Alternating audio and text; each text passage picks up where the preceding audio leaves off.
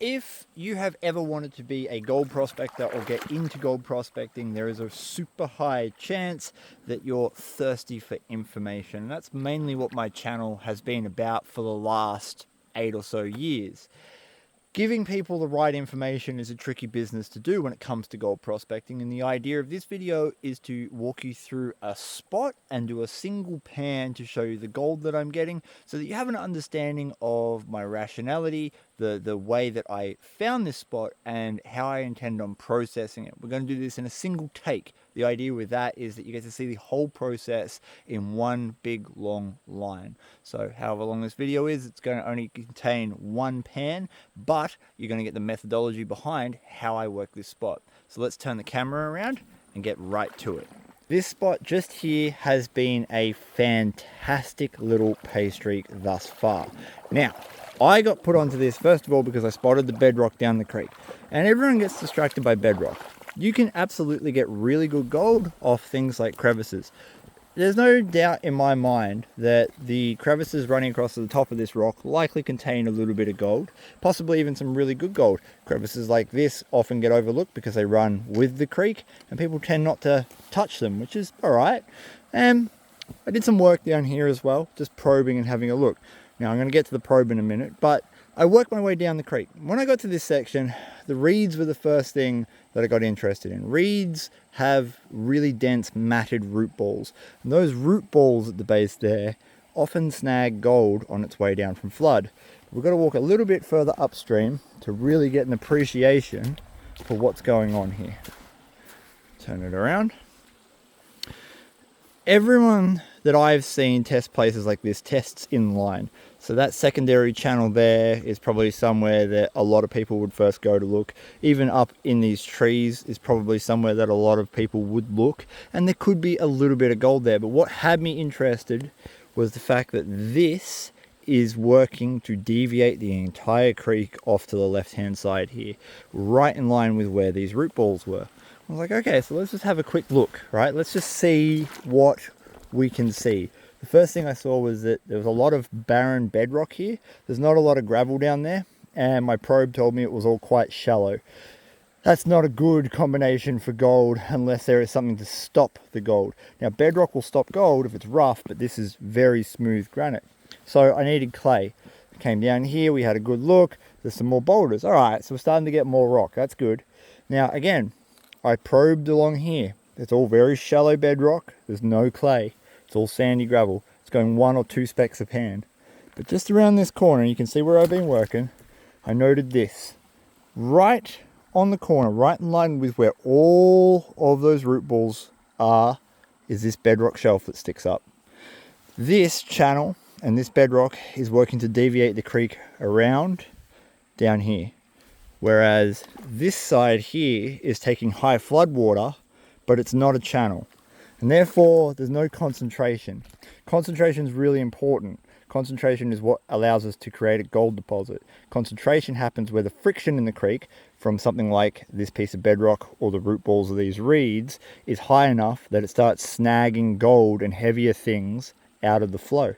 The first place I took a test pan was right here. This spot gave me some really good gold in just the sand. I was like, well, that's interesting, right? And then I wondered, how wide is it? Because this is essentially a big inside bend. So I channeled up in here, and there's still gold over there, but it drops significantly. You're going to see how many specks we get per pan here in a minute. But this section here drops down to maybe 5 or 10 specks, which is okay, but it's not great. As I came back, I started testing along the line directly within the point of that piece of bedrock there, and there is very good gold, up to 100 specks a pan, off a clay layer. And that clay layer sits directly in line with where the old root balls are from those trees over there. So the methodology was simple. We walked along, we looked, we observed. Is there gravel? Is there clay? Is there things that would cause high friction? And there just simply weren't.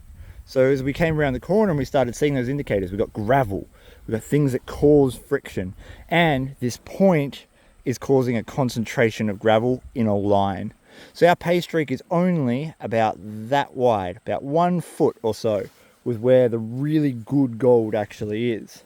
And this is where I've just taken my last pan from, and there's still very good gold here. So what I intend on doing now is moving this big boulder, that little boulder there is shed off from up here somewhere, probably from this cluster, and it's being pushed into a line. Now that's the other thing. Boulders like this are what going to give away where your pay streak is. You can actually see the flow. We've got an arrow of boulders here pointing us in this direction, and that lines up with where this rock is, and that's where the clay is, right? So you can pay attention to the gravel, and it will literally point you towards where the velocity of the water was going, and if there are big rocks, where the velocity of the water dropped. And put you down on the ground now, and we're just going to take a test pan.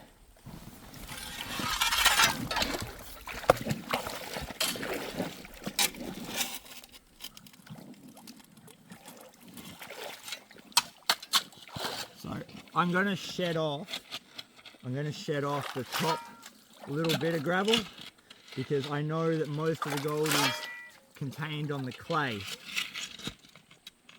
I feel like there's another big rock just there. That's really good.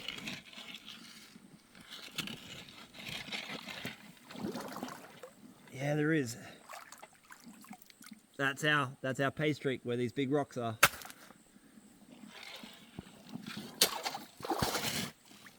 All right. Wiggle, wiggle, wiggle. My shovel tells me a lot about the ground that I'm working. I just felt it sink into the clay. Oh yeah, that's the stuff we're after.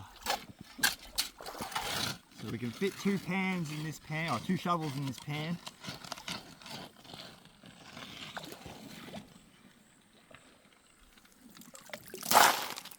All right, that's what we're after. There is a reason that gold prospectors chase clay. And a lot of people think it's thick and it's sticky, and gold can't penetrate through it. That is all correct. However, there's one other important aspect to clay, and that's a static force. It actually creates a static electricity pulling force that affects gold and other metals. And that means if you find clay, there is slightly more resistance in this than there is sand due to the electrostatic force. And that means that clay generally captures and holds onto gold, not just because it's sticky, but because of other forces. So you've got an extra thing working in your favor. The false bottom also offers a place for gold to accumulate. Hard bedrock like this, unless there's a crevice, it doesn't actually offer gold anywhere to accumulate. So there needs to be a low point, and that's where the gold is going to collect. It actually limits the amount of gravel you can work, and therefore it limits the size of the deposit. Whereas this doesn't limit the size of the deposit. As long as there is clay under here, there will be gold. And this is what we're after. Now, people ask me all the time, why don't you break up the clay? Well, in my area on Reedy Creek, the gold is very fine and flat. This is super thick. It causes a lot of friction, and it means that the gravel only penetrates a couple of centimeters maximum into the clay. And underneath it, it goes to being smooth.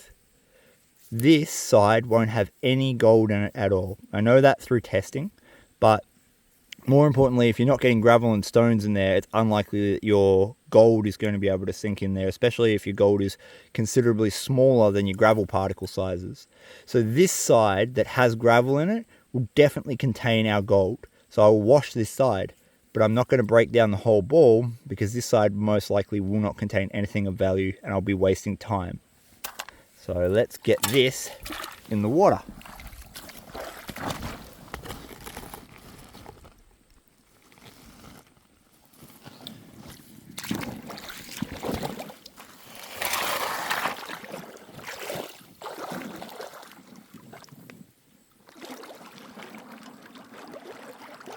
Now when it comes to working a deposit, it's all about efficiency, right? These big rocks you could get rid of with a classifier, and that would be the fastest and smartest way to reduce the amount of dirt that you have to process. But when I'm on a prospecting trip, I don't take very much gear. I don't want to be bogged down with stuff that I have to keep track of. I don't want to be bogged down keeping, getting every minute speck of gold. if the spot's good, you're going to know. You're going to know real quick too.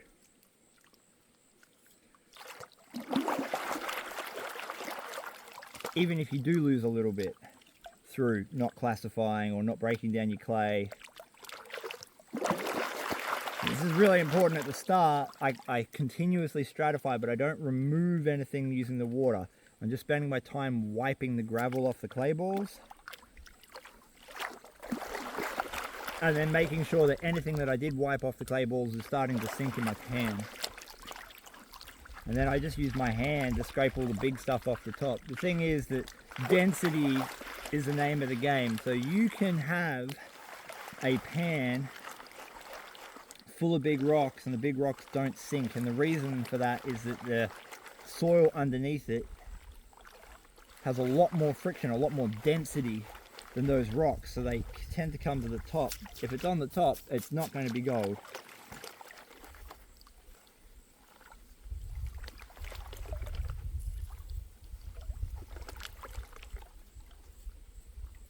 Alright, let's get you a little bit of a closer look, because I think you would like to see some of the black sands coming out the back here.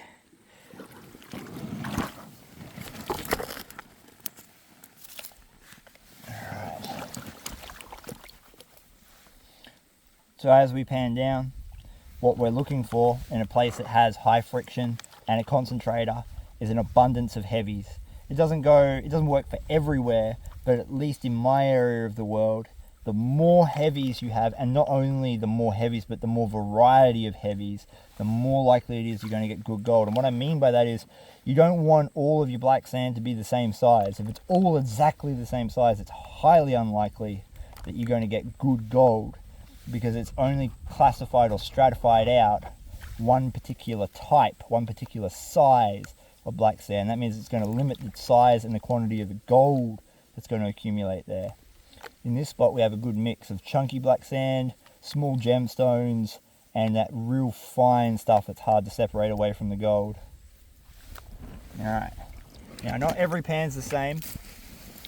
More often than not you'll have places that will give you good gold, say right where I dug, but then bad gold just 20 centimeters off to one side, and that's what your pay streak is. So let's have a look. We'll just quickly swoosh it back and then I'll tap it up and we'll have a proper look. You can see there, zoom in a bit, we've got some really nice coarse pieces of tin and ironstone, and then a mixture of sizes of gemstones and black sand. That's what I was talking about. So just going to swoosh it back, and there is our gold for a single pan. I'll have to tap it up, so give me a second, because unfortunately Reedy Creek black sand takes a whole bunch of effort to separate away from the gold because it's tin, it's cassiterite. That is a really interesting looking rock. It's cassiterite, so it's non-magnetic. You have to use gravity separation methods. There we go, it's a little bit better. But we're running here about 30 to 50 a pan. 50 in a good spot, sometimes 100 on the real nice clay that's not really been touched in the pay streak. That'll add up really fast. This is a spot that would give me probably about a gram once I get through all of it, and I should be able to get through it with just a pan. So this is just a little look at one spot from start to finish, so you get an idea of what I'm looking at, why I'm looking at it. Let me turn the camera around. When I do videos like this, the audio might be out of sync. That's okay, it is what it is. I do apologize if that has happened. I won't know until I review the video. But the idea of these little short videos is to show you guys a spot so you have a better fundamental understanding of what I'm looking at and what you can look at to start or better your gold prospecting. Pay streaks are narrow. You can be off them by just a couple of centimeters and never even know it. So understanding what concentrators are, understanding where friction lies in the creek is the key to finding good gold. Alright guys, hit that subscribe button if you haven't already, if you want more of these informational videos. And until next time, I will see you on the creek. Maybe. Unless you're in one of my secret spots. Shovel doggers and claim jumpers.